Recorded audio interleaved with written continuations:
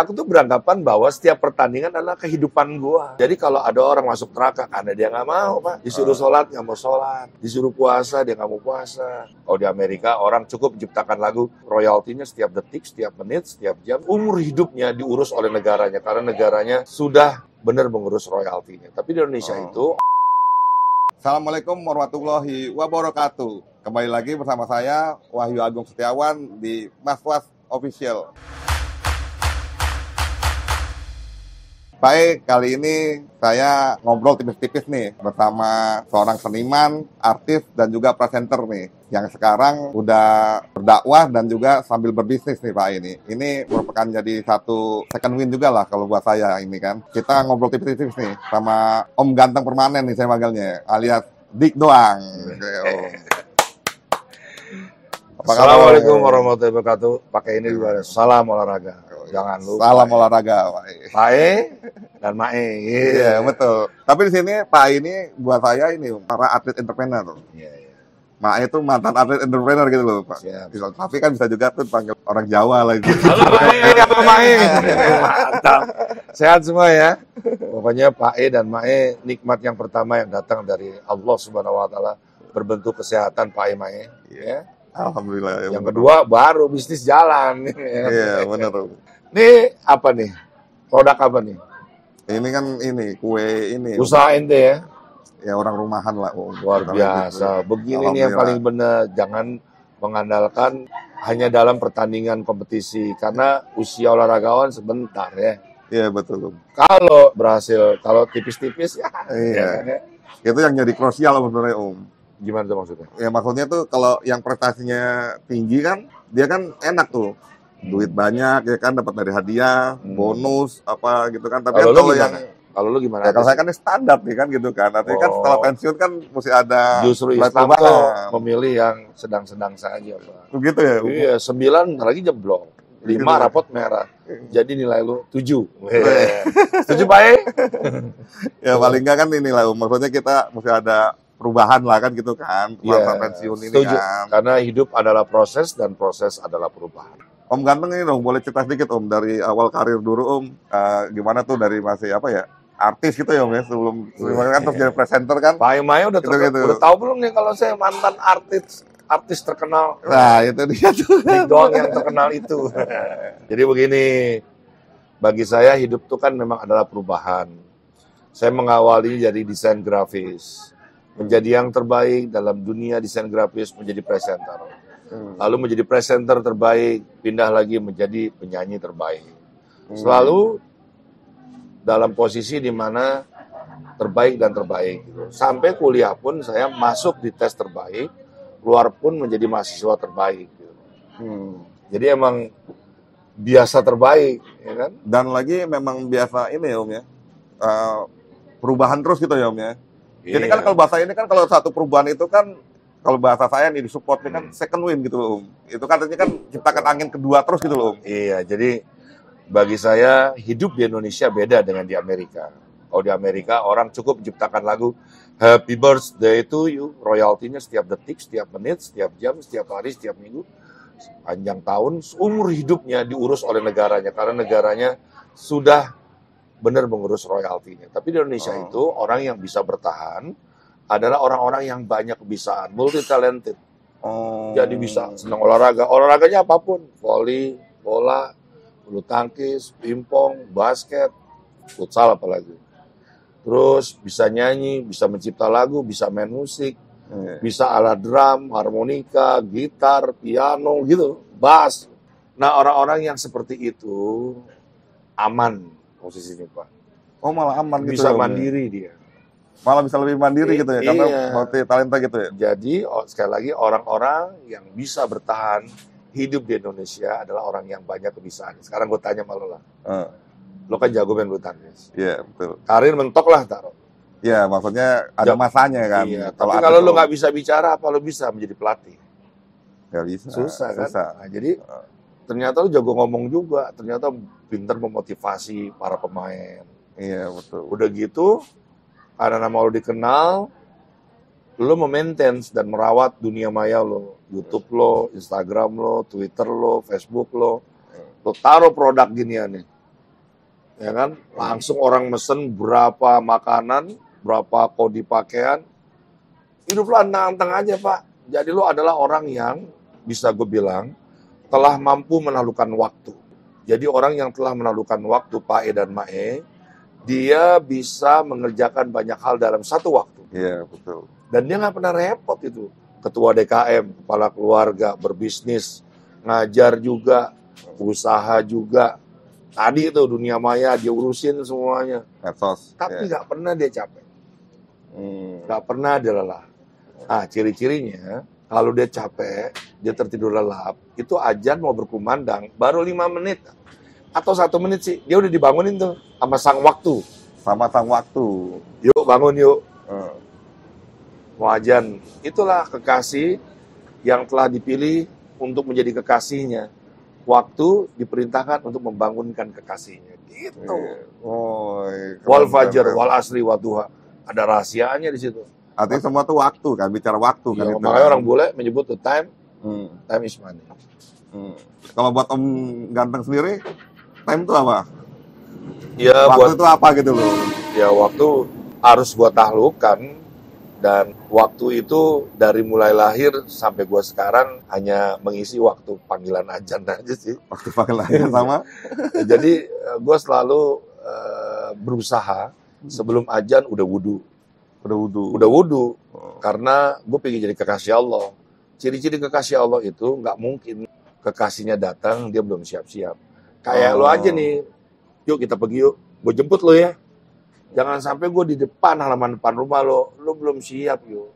Oh. Lo kan statusnya nebeng, Iya, iya, iya. ya gue jemput. Nah kadang-kadang orang kita tuh nggak tahu diri.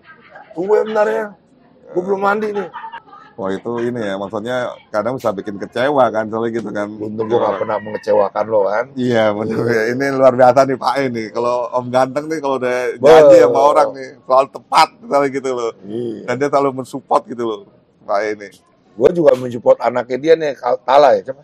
Iya, Mas Tala. Tala. I love you, Tala. Ya, Tapi sekarang di Cina Om. ya nggak ada masalah. Raihlah ilmu sampai negeri Cina, Tala. Iya, iya. Tala masih punya kesempatan. Nanti Tala berkeluarga, punya anak lagi. Jangan-jangan dari Mas Wahyu nggak jadi seorang Tala, tapi Tala nanti melahirkan. Pokoknya nggak akan hilang lah itu. Iya, thank you Om semuanya Om. Nah terus itu Om, kan tuh kan jadi pastor bola dulu ya Om ya? Iya. Nah itu karena gue gimana, orangnya, Om? Cerita dikit, Om. karena gue orangnya kreatif, teman-teman semua. Jadi 3 menit program gua, kuis 3 menit, tapi gua datang 2 jam sebelumnya. 2 jam sebelumnya. Udah gua nyiapin semuanya. Dan salah satu kelebihan gua, la wala quwata illa billah, Allah yang menghendaki sih. Gua tuh bergaul sama kameramen, bergaul sama audioman, bergaul sama lighting man, ya, engineer-nya. Sehingga gua ngobrol, tahu kesulitan-kesulitan dia, masalah dia juga. Jadi gue memanusiakan manusia sehingga terjadi giroh yang sama. Oh iya iya. Ya kan kalau lo jadi dapat pemain, chemistry-nya jadi gitu lo ya. pemain terus jadi bintang, lo menganggap ini karena gue pelatih lo abaikan, juru masak lo abaikan, diracunin lo mau. Iya, nggak mau lah Om. Ngeri aman Om. Pernah kan ada Diracunin, kejadian kan, Iya, iya. begitu kita mau bertanding tiba-tiba keracunan, pernah tuh terjadi. Iya. Sehingga akhirnya kita punya tukang masak sendiri kan semuanya. Iya, Kan? betul. Ya kalau tim Indonesia badminton ya, dia kalau pertandingan bergu gitu luar negeri biasanya gitu. Nah Mau satu masak lagi, yo. Jangan kalau olahragawan, seorang sufi besar, kiai besar, ulama besar, itu juru masaknya bahkan puasa dulu. Puasa dulu. Ya, nih gue sebutin ya, saya Maulana Hisham Kabani. Itu waktu gue lihat kesibukan di dapur, itu orang-orang yang masaknya berpuasa, Pak. Sebegitunya. Saking hormatnya pada tubuh jasad dan tubuh ruhaniah. Kalau kita kan hanya tubuh jasad, ya Tubuh biar jasad. jangan sakit, gitu kan. Jangan keracunan. Ini tubuh ruhnya dijaga juga. Keren ya? Keren dong Iya bilang. keren banget. Bukan makanya jadi terkesima saya Om. Gitu, Yang ya, bener gitu loh. Bener Iya. makanya. Jangan-jangan Ta'ala nih kurang dirawat tubuh ruhanianya, hanya tubuh jasadnya. Iya bisa jadi sih. Ya. Jadi ibadahnya juga ngawur, gitu ya. Iya benar juga Banyak- sih. Ada banyak- kemungkinan. Iya, karena Allah sih yang maha menguatkan, Allah yang maha melindungi, dan Allah yang membuat kita hidup tuh bukan perkara menang dan kalah nih, Pak Emae. Tapi siapapun harus siap untuk berkompetisi. Gitu. Harus berkompetisi ya. Baik. Jadi yang terbaik, ya, jadi yang terbaik. Jadi gini loh, ada syariat, ada tarikat, hakikat, marifat. Kan dianggap marifat itu ilmu yang paling tinggi, ya kan? Padahal orang kalau belajar syariat, baru belajar syariat, itu pun juga udah tinggi, Pak.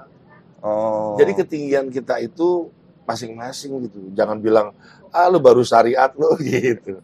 Tapi emang ada yang suka ngomong gitu loh, iya kan? Iya, jadi seakan-akan itu jadi kayak ada kasta gitu ya, Om ya. iya, Ada level-level kan agama gitu kita loh. bukan agama makom-makom. Nah justru itu kan kalau misalkan di muslim kan nggak ada. Ya sekarang gitu. anggaplah gue orang suci. Gitu. Wah, gue pasti surga.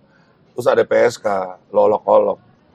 Dia dalam riwayat memberikan minuman seekor anjing. Kan menjadi kekasih Allah, tempatnya surga juga, Pak. Surga juga jadi ya. Allah itu sangat abstrak, tidak struktural.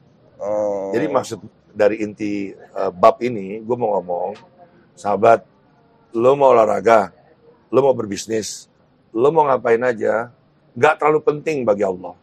Yang paling penting bagi Allah, lo nyampe ke dia. Karena lo memperdulikan tubuh jasad dan tubuh rohania lo. Jangan lo sholat tapi maling, lo sholat tapi masih maksiat. Jangan-jangan lo hanya menyolatkan tubuh jasad tapi tidak menghadirkan tubuh rohanianya. Sekarang mau tanya nih sama lo nih, yuk. Andai lo main untuk Allah, mungkin nggak lo males-malesan? Ya nggak mungkin sih. Karena kalau udah bisa memahami sampai sana itu kan, itu udah penting jangan-jangan banget, ada gitu. makom di mana seorang olahragawan hanya main untuk bendera dan burung Garuda. Garuda di dadaku, ya itu benar. Tapi itu bait kedua aja. Ya Allah di dadaku, Nabi Muhammad di dalam jiwaku. Jadi itu dulu digelorain. Mesti itu dulu ya, Om ya. Iya. Jadi makin kuat ya mentalnya ya. Ya nggak mau kalah. Al mujahidu man jahada nafsahu fi ta'at Allah azza wa jalla. Udah ngomong jihad lu perkara bukan lagi menang perang turun ke jalan megang pedang, Pak. Ini udah perang ideologi. Udah perang konsep, perang ide, perang gagasan. Misalkan nih ya, gua nggak mau kalah. Apalagi Malaysia kan gitu kan. Jadi ada motivasi dalam diri bahwa ada martabat, ada marwah dalam diri kita. Gitu. Ya kan? Sekarang gini yuk, kalau lo taruna, gue remaja A, ya jelas gue kalah lah. Pasti kalah, saya lebih gede. Kan umur tapi kalau main bulu tangkis kan, apalagi bola ya, usia 16, 18, 20. Ya, kita jangan mau kalah, itu kan udah dimasukin ke dalam sub-sub gitu ya. Jangan mau kalah teman-teman. Lawan. Lagi mana? Nih, gini. Sorry gue kalau banyak ngomong, karena gue senang sama dia, antusias sama kepribadiannya. Mudah-mudahan ini banyak yang subscribe, like, share, and comment. Ya.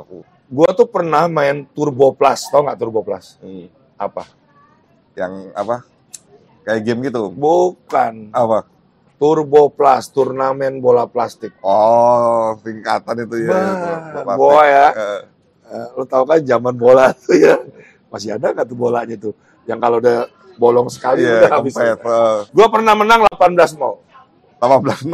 Gue nggak bohong nih, bulan puasa.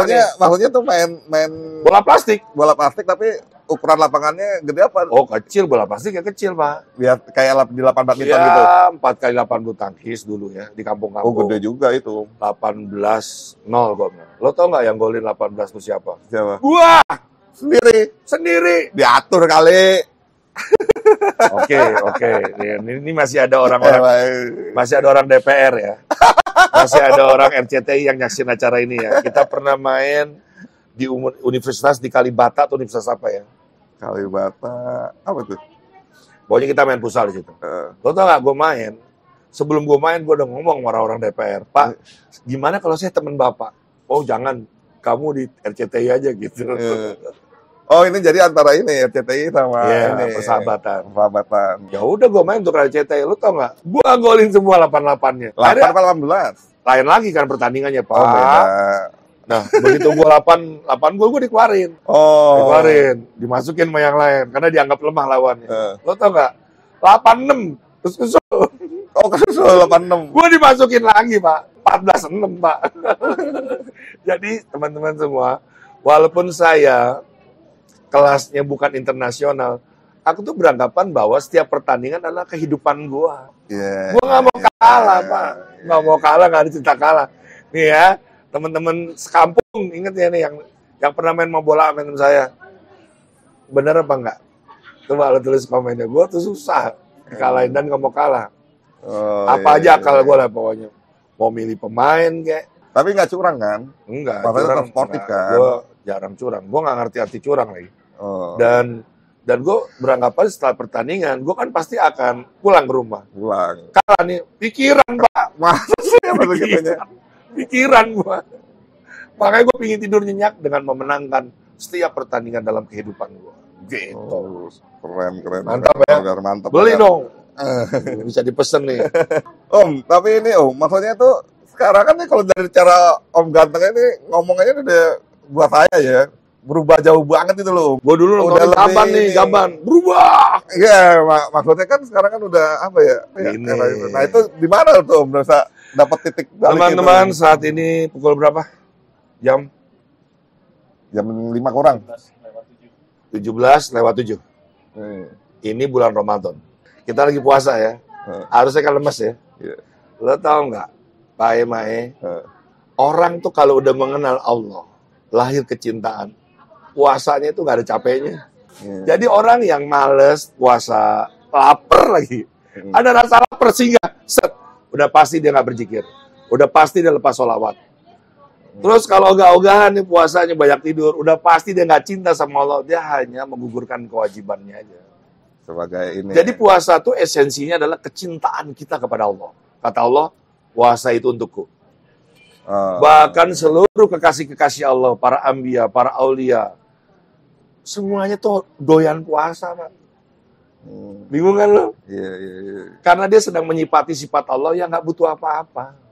Kalau gue udah ada keinginan, udah repot aja, Pak. Gue akan teraniaya oleh keinginan gue. Tapi kalau gue udah lepas, segala keinginan gue itu detil nyampe depan pintu. Contoh, ini keyboard, piano, organ lama, tuh. Itu harganya 1 juta sampai 1,5. Bingung dong gua. Padahal gua cuma mau nutupin dinding aja biar nggak kelihatan sampah, Pak. Barang bekas ya. Lama sekali gua membina hasrat ini. Udahlah, buang. Lo tau nggak? Gua mau naik mobil ya ke Goa. Gua terhalang sama tukang rongsokan. Dia bawa ginian, Pak. Bawa ginian. Demi Allah. Gua ketawa. Pak, itu berapa? Saya ngambilnya 30.000. Murah amat. Udah gocap, Pak. Ya udah. Itu 50.000, Pak. Bagus kan? Bagus ya. Iya. Aduh, udah terima nih. Pasang. Ada orang nawarin lagi. Barang yang sama, gue bilang gue udah punya. Ini barunya dulu mahal loh. Gue nggak tahu barunya. Dulu soalnya kakak saya tuh punya. Gue nggak tahu. Dia main itu. Iya. Tapi ini mati ya. Iya mati. Tapi Allah sedetil itu. Allah sedetil itu. Kalau dalam fisika tuh, gitu ya. Dalam fisika ada hitungan kuantum lah. Ya. Tapi dalam dunia Islam itu siapa yang memurnikan dirinya menjadi fitri original, berjumpa sama satu makom namanya keikhlasan, dia akan dilayani oleh semesta gitu. Jadi kan lu suka bilang ini, aus nih. Ada cendol kebetulan. Iya. Pingin rujak, ada rujak datang. Lo bilang kebetulan, emang Tuhan maha kebetulan. Bukan kan? Udah rencana. Itu karena keikhlasan sudah nyampe di dalam diri lo. Sebatas apa yang sedang lo pelajari. Semakin ikhlas mah lo udah gak butuh apa-apa, Pak. Bisa pencapaian kayak gitu tuh gimana, Om? Ya gue pelajarin lah. Sholat tuh apa sih? Kenapa harus sholat? Kenapa ada rukun Islam? Ternyata Allah bikin rukun Islam ini, dia mau kita menjadi penduduk surga. Jadi kalau ada orang masuk neraka, karena dia nggak mau, Pak. Disuruh sholat, nggak mau sholat. Disuruh puasa, dia nggak mau puasa. Sedekahnya, hitung-hitungan. Pengorbanannya terhadap haji, punya uang 35 juta, belum punya motor. Tapi ditawarin umroh. Karena dia nggak cinta pada Allah, dia beli motor. Iya. Jadi, syahadat itu komitmen. Sholat itu kepatuhan. Sedekah itu kemuliaan. Puasa itu adalah kecintaan. Dan pergi haji itu adalah pengorbanan. Terus ini kan Om kan di dunia dakwah nih kan berarti ya. Ada di dunia dakwah juga. Terus sekarang ada usaha juga nih Om. Itu Usaha. Benang merahnya misalnya gitu loh. Itu. Dakwah, usaha. Benang merahnya apa? Lu pikir berdagang tuh apa? Ya berdagang ya, misalnya kan Mai, kita akan wawancara Bayu Agung. Apa itu usaha? ya usaha itu kan istilahnya kan memang pertukaran nilai lah gitu loh, dari barang sama Apa uang itu lah, gitu. berdagang? Cepetan jawab. Ya dagang ya itu. No. Apa sekarang kalau om ganteng nih apa nih? Ada ininya nih. Bagi saya, usaha atau berdagang sama dengan bersedekah. Oh. Ya iyalah. Tapi kan kita jual om. Dengerin dulu. Kayak kosongkan diri lo. Tatap mata gue lebih dalam. Yes. Dihipnotis nih Pak. Gitu. Lo pergi ke pasar, lo pedagang jus buah, lo beli alpukat. Pasarannya kala itu 25.000. Tiba-tiba lo beli 27.000. Mahal berapa? 2.000. Karena berdagang sama dengan bersedekah. Iya lo beli aja Pak, jangan merasa dimahalin. Berarti lo sudah bersedekah kepada orang itu, orang kecil itu pedagang alpukat 2.000 perak. Ada masalah buat lo 2.000? Enggak dong. Enggak ada. Tapi gue tanya sama lo, sebagai orang yang bijak Wahyu. Kalau emak-emak dimahalin 2.000, dia pasti kecewa. Dia berdagang, dia beli di situ lagi atau tadi tempat lain. Dari tempat lain biasanya itu. Ternyata 30.000 sekarang. Mahal berapa tuh? Mahal 5.000. 5.000. Karena berdagang sama dengan sedekah, jangan gugur iman kita, tetap beli tuh 30.000. Berarti lo sedekah berapa? 5.000. 5.000 Pak. Ulang. Dapat 3 nih Pak. Satu gelas itu karena setengahnya Pak. Dipotong. Jadi ada 6 ya. Satu gelas 25.000. Jadi satu alpukat menghasilkan 50.000. Kalau 3 jadi berapa? 150. Untung nggak? Belinya 25.000. 150 atau 30.000. Masih untung nggak? Kan? Masih untung nggak? Masih untung ya? Maka ketika lo udah jadi, lo mau sajikan, harganya 25.000, lo kurangin lagi Pak, 20.000. Jadi 23.000. Lo juga sudah bersedekah kepada setiap orang yang beli produk lo. Jadi sehebat apa Mae berdagang, sehebat apa engkau bersedekah. Wah ini nih Pak Mae nih. Wah. Ini pemahamannya udah dalam banget nih. Udah. Jadi kalau lu bilang berdakwah sama dengan berdakwah apa kaitannya sama usaha? Iyalah. Artinya itu jadi ada dakwahnya juga ya, bahwasannya tuh kita tuh memang bisa berbagi lah gitu ya. Ya coba lu lihat orang-orang kaya sedekahnya kayak apa sih? Gila-gilaan Pak. Gila-gilaan sedekahnya. Kita diuji kemiskinan aja udah gemeter. Rajin transfer ibu, transfer mertua, jangan pakai tanggalan. Emang begitu ente keausan mau nete, emak bilang, "Tar ya, bapak belum ngasih bulanan," ditahan kita. Di ujung tetenya kan nggak mungkin, Pak. Hari itu juga susuin. Makanya hari itu lo inget ibu, lo masih ada ibu nggak? Udah nggak ada, udah meninggal. Ibu mertua? Baru meninggal kemarin. Januari. Ayah? Ayah dari kecil. Oh ya udah, berarti orang yang paling tua, lo rajin perhatiin dia. Lo lihat perubahannya. Ya kalau misalkan temen punya sahabat nih gitu loh, orangnya udah tua gitu, itu kita sebut aja namanya. Ya, yang deket itu kan adalah Mas Hatta itu yang suka kesini juga Om. Ya, gua rasa Pak Hatta itu perlulah kita perhatikan. Karena ketika ayah, ibu Ar-Rahim kita meninggal, maka itu ada senyum dalam benak kita bahwa kita lebih luas menyayangi ayah Ar-Rahman yang biasanya kedua orang tua kita kan terlalu eksklusif. Iya, betul. Maka Ar-Rahman itu kan banyak, Pak. Jadi kita harus lebih mudah sebenarnya sih, Pak. Ya, doain gue juga bisa begitu istiqomah ya. Iya, jadi ketika orang tua kita meninggal, mohon izin nih, siapapun pasti kehilangan, siapapun pasti bersedih. Tapi haruslah kau bisa tersenyum ketika membacakan doa di hadapan jenazah orang tua kita. Kenapa? Karena kita sudah sebaik-baiknya merawat. Ini sudah persembahan terakhir. Jangan begitu meninggal lo nangis-nangis. Itu tandanya orang yang gak tahu budi, gak berbakti, nyesel udah meninggal. Tapi kan sedih, Om. Iya, tapi kan gak berlarut-larut. Iya, benar sih kalau berlarut-larut. Jangan berlarut-larut. Sekarang gue tanya, lo cinta sama Allah? Lo cinta sama ibu lo? Cinta. Ketika dia meninggal, dia dirawat oleh Allah yang maha merawat, betul? Betul. Terus lo sedih? Terus saya seneng ya, bahagia ya. Artinya iya. Kita aja kan nggak bisa se-eksklusif gitu lah kalau udah merawat ya kan. Ini logikanya teman-teman semua bahwa Jangan lu merawat orang tua lu setelah sekarat, apalagi Iya, wafat. iya, Aneh gue bilang sih. Lihat aja hidup lu gak bakal berubah. iya. Malah lu dalam kejatuhan terus. Jadi selama lu berjaya itu sebenarnya doa orang tua. Begitu nggak ada lu nggak didoain. Lo lihat usaha lu. Ya jangan gitu juga sih Om. Iya. kan? Ini kan podcast. Iya. Ini kan harus diambil hikmahnya. Iya betul. Ya. Jadi sekali lagi ada kesempatan Pak Atta itu walaupun dia bukan ayah ar-rahim lo bisa jaga dia.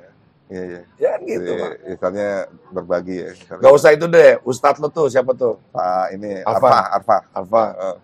Lo kalau ketemu dia harus gocap kek, cepet kek. Iya. Selalu tuh jangan sampai guru kita nyari duit, Pak. Guru Iya, ngaji iya, nyari iya. duit, hancur udah akhlaknya. Iya, Cuma murid-muridnya pada nggak paham, Pak. Ciri-ciri guru sejati itu nggak pakai hitungan, pendaftaran sekian. Udah jauh lah. Iya. Kalau guru sejati itu nggak mikirin duit. Tapi anak-anak didiknya juga mesti mengerti. Belajar bahasa Inggris 1 juta, Pak. Iya benar. Guru ngaji 40.000, Pak. Kapan umrohnya, Pak? Ya tapi kan nanti ada hadiah sendiri itu. Oh, ya kan. Berarti lo udah melibatkan urusan malaikat di dalam ranah-ranah lo sebagai seorang hamba nggak bisa begitu. Oh. Wah, ini nih yang kadang-kadang, Pak, Salah itu. Om. bukan salah lagi, Pak. Urusan lo apa mencampuri urusan Allah? Pak, ini segini aja, Pak, ya. Ini kan di jalan Allah. Mudah-mudahan. Iya kan suka gitu loh, bener loh. Kalau urusan itu Jangan begitu. Orang pelit tuh. gokil ya kayak gitu. Kasih aja udah bodo amat. Kasih aja gitu Kasih ya. Los ya. Allah tuh tahu benak kita, isi kita. Kan orang yang menolong orang, sesungguhnya yang memberi pertolongan itu kan dia yang butuh pertolongan. Iya. Ya dong. Iya, Makanya lu harus berterima kasih, Pak. Makasih, Pak, ya udah mau nerima ya. Oh, jadi pada saat kita bisa memberi, justru kita yang mesti terima kasih. Iyalah, gimana sih, Pak? Oh. Emang konsepnya apa? Lu Lah, merasa hebat? Kan kebanyakan orang gini loh. Gini, sorry deh Om ya, saya kasih itu. Pasti nunggu terima kasih ini Om Ganteng. Kalau misalnya nggak terima kasih, Dia merasa bahwa apa yang dia miliki itu punya dia. kan ini benar nggak? Maksudnya kan gini. Iya. Jadi bilang itu, pasti kasih, nggak terima kasih. Ini orang nggak ada terima kasihnya, ini kan gitu. Itu orang nggak ngaji tuh. Oh. Bedanya orang ngaji sama nggak ngaji itu begitu. Oh, justru kita Sekarang gini, lo pilih yang satu, kok nggak bilang makasih nih, atau lo yang berterima kasih? Ya pilih saya terima kasih lah maksudnya. Udah, itu Karena aja, Pak. artinya kan memang lebih bagus kan itu kan. Iya, itu. Saya ya berarti mesti belajar terus nih seperti Ya ini kagak. Om Ganteng nih emang makomnya udah beda nih Pak ini ngeri nih Pak gitu. Ngeri. Horor. Ini ya Om ya maksudnya Om Ganteng nih nanti di hayatnya nih misalnya mau dikenal itu sebagai apa sih Om? Kekasih Allah lah. Kekasih Allah. Jadi maksudnya Jangan dibilang aneh ya gue ya. Pilihan hidup tuh. Ada pengen jadi YouTuber. Iya betul. Tuhannya namanya viral. Kalau gue pengen jadi kekasih Allah. Makanya gue gak punya konten apa-apa. Oh. Bukan berarti lo salah yuk. Lo kan Iya. dua-duanya lo jalanin. Keseimbangan. Nah guru gue pada bilang, lu jangan pakai grup-grup WA lagi. Jangan terlalu banyak berkecimpung di dunia maya. Ente udah diurus sama Allah. Begitu nasihatnya Pak. Dari 2 tahun yang lalu dengan seorang wali ya. Dengan seorang wali. Gue dinasihatin begitu. Gue kan mikir. Gue masih ada kandang jurang doang. Gue masih ada rumah goa. Ada semacam silaturahim untuk menantangkan mereka ikutin acara-acara kan gitu ya. Ya udah sekarang gue murniin lagi bahwa itu tidak masuk dalam ranah-ranah biar gue terkenal. Udahlah gue gak terkenal gak apa-apa. Tanya sama temen-temen yang udah ngundang gue berdakwah. Gue paling seneng kalau gak ada liputan. Gak dimasukin YouTube. Seneng gue. Terus gimana Bang Dik? Kalau nanti orang gak tahu kalau Bang Dik bisa ceramah, gak ada urusan gue mah. Pasti nanti kalau Manajer gue Allah Subhanahu Wa Taala tanpa ekspasi gue pilih. Mana ada gue manajer lu datangnya langsung ketemu gue. Iya benar. Gue nih udah pensiun. Dunia seni gak ada pensiunnya. Tapi analoginya pensiun lah. Gue pingin membuka hati gue, membuka pintu rumah gue. Iya. Jangan pensiun, terus dari rumah musola. Terus apa manfaat ilmu lo? Anak muda mau belajar ke siapa kalau nggak kepada orang tua? Iya, Makanya gue terbuka, begitu orang assalamualaikum langsung ketemu gue Pak. iya. Ini nyata nih Pak, ini memang fakta nih. Saya mengalami sendiri Pak. Lihat aja orang-orang bisa Iya. merasa ini adalah rumahnya dia, halaman depan rumah dia. Jarang Pak. Orang semakin terkenal, makin susah ditemui. Gak menyipati Allah itu. Harus ketemu manajer dulu, lapisannya, satpam. Banyak orang gitu loh yang Gua enggak lah. gitu. Allah emang kita mau ketemu, harus ketemu satpam dulu. Lah, terus nih Om ganteng kan ini sering banget nih keluar kota kan, kalau gitu kan. Kalau dalam maksudnya pergi keluar kota gitu tuh kalau apa ya, yang didudukan sama anak tuh apa dari Om ganteng? Gue nih homesick sebenarnya keluar kota ya, karena harus gue jalan. Ya kan karena dakwah kan, kadang sering Ya tapi dakwah gue tuh gitu. homesick, sering gue ajak anak-anak gue. Oh, sering diajak. Sering gua ajak. Tapi kalau sampai gitu tuh apa tuh yang dikangenin tuh? Nanti misalnya Gue nih seneng di rumah teman-teman semua. Lihatlah 2 rumahku itu. Rumah di mana aku membuat istana yang semegah-megahnya, versi surga yang dititipkan di Ciputat. Dan ya mudah-mudahan bukan maksud pamer tapi bermajelis. Nanti diambil aja rumah ini. Kan nggak ada yang mewah, yuk. Coba lo lihat atas. Ambil Den, atas Den. Coba. Ini apa sih? Ring apa tuh ya? Gear motor. Ada bekas kipas angin. Ini selang. Ini manfaatin inilah ya. Barang-barang ini ya. Iya. Ini apa nih? Yuk ambil yuk. Buat cuci tangan tuh, wastafel. Iya. Oh, ini bener kayu dibuang. Ya kan? Pak ini bener emang rumahnya ini rumah kreatif banget nih Pak. Ambil sebelah sana coba tuh. Di atasnya ada mesin cuci. Ambil terus mesin cuci. Coba diambil tuh teman-teman tuh di bawah tuh. Tuh. Pak boleh sapa Pak? Dari Dishub tuh. Ya. Jadi betapa kayanya hidup gue ini. Karena silaturahim. Kekayaan orang beragama adalah silaturahim. Bisnis mah begitu nggak penting Pak. Yang penting gimana kita bisa bersedekah dalam berbisnis kita. Kita nggak jual mahal-mahal Pak. Iya. Ngapain lo mahal tapi jarang yang beli. Iya benar. Mendingan kita berputar, kita banyak mempekerjakan orang. Bayangin, bini gue mempekerjakan 20 orang Pak. 4 tenaga tambahan Pak, 24 orang. Hebatan dia daripada gue. Om, terakhir Om. Pesan Om buat ini Om, Pak E sama ini Om. Jalan-jalani kehidupan ini Om. Walaupun ini udah banyak banget nih ilmunya daging semua nih yang diomongin Om ganteng nih. Pak E, Mae, dan anaknya Pak E, anaknya Mae. Belajarlah dari pohon jati. Pohon jati ini memang pohon yang dititipkan untuk Indonesia. Kalau di Arab tuh pohon kurma. Kalau di Jepang sakura. Tapi di kita itu pohon jati. Kenapa bisa begitu? Pohon jati itu hebat. Hujan, dia hidup. Panas, dia hidup. Musim hujan berkepanjangan, dia hidup. Musim panas berkepanjangan, dia tetap hidup. Dengan jalan merontokkan daun-daunnya. Lalu begitu dibelah sama tukang kayu, itu terlihat tuh wajah yang indah. Motifnya keren banget. Itu hasil dari penderitaan yang dia rekam. Oh, itu hasil dari memori yang dia terima. Pohon jati itu ya? Iya, jadi pohon jati itu kan indah kenapa? Karena dia mampu menampung penderitaan-penderitaan. Kapankah seorang hamba merayakan hari raya di hadapan Tuhannya? Kapan? Ya, pasti ini. Idul Fitri. Idul Fitri. Bukan. Saat penderitaan itu datang padamu. Itu adalah hari raya kita. Hari raya sebaik-baiknya hari raya. Karena Allah sedang mendekat. Ente jangan curhat kepada orang lain. Jangan menceritakan kesulitan, kesusahan, kegetiran.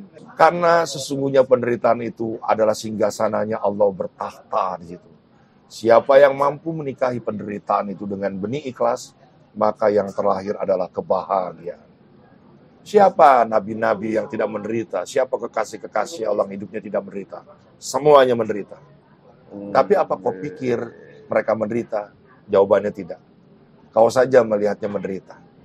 Karena bagi mereka semua antara penderitaan dan kebahagiaan, sama saja yang dilihatnya adalah Allah. Lalu apa itu bahagia? Bahagia terlalu persepsi. Jangan-jangan bahagia sebuah kata yang tercipta dari yang maha pencipta untuk menyengaja agar kita mencari bahagia lalu melupakan siapa yang memberikan sumber kebahagiaan itu. Jadi, Mae Pae mohon izin. Bahagia itu bagi saya kondisi spiritual seorang hamba belajar ilmu marifat Dia berkenalan dengan Allah dan Allah menjumpainya. Itulah puncaknya kebahagiaan. Marifat adalah ilmu yang lebih tinggi dan lebih tinggi lagi, memperdalam kedalaman di mana Allah bersinggah sana memiliki ridhonya. Untuk menjemput ridhonya, berangkatlah dengan ikhlas. Karena keikhlasan seorang hamba akan dijemput oleh ridhonya Allah. Penjemputan ini akan membuka satu pintu gerbang yang namanya keberkahan. Jadi kalau seorang hamba sudah berkah hidupnya, kamu lihat aja, duit yang mengejar-ngejar dia, pekerjaan yang menyari-nyari dia, dia hanya mencari wahyu. Saya salut nih sama istrinya, jujur aja. Saya nggak ngebayangin saat dia mau menikah. Pastikan ditanya, oh mau nikah? Siapa nama istri lo? Kindarti Soliana. Bener enggak kamu mau nikah? Iya. Masih apa? Maaf Pak, maaf Bu, saya mendapatkan wahyu. Disangkakan istri lo tuh orang gila. Putuskan dia. Apa kamu modelnya? Belum nikah aja udah merasa kayak nabi dapat wahyu. Wabillahi taufik. Oke, Assalamualaikum warahmatullahi wabarakatuh. Aduh, Pak ini. Terima kasih, luar biasa banget nih ilmu dari Om Ganteng nih Pak ini. Oke Pak ini jadi sampai di sini dulu nih untuk episode kali ini. Insya Allah kalau mungkin lah kalau berkenan nih Om Ganteng nih mampir lagi di channel saya nih, kita akan lanjut lagi Siap. di episode selanjutnya nih, karena luar biasa banget nih buat saya nih. Oke Pak makasih Lu datang banyak. gua, sama aja gua menerima wahyu. Itu loh. Oke Pak makasih banyak Pak terus diikutin ya channel saya ini, dan Assalamualaikum warahmatullahi wabarakatuh. Waalaikumsalam warahmatullahi wabarakatuh. Om.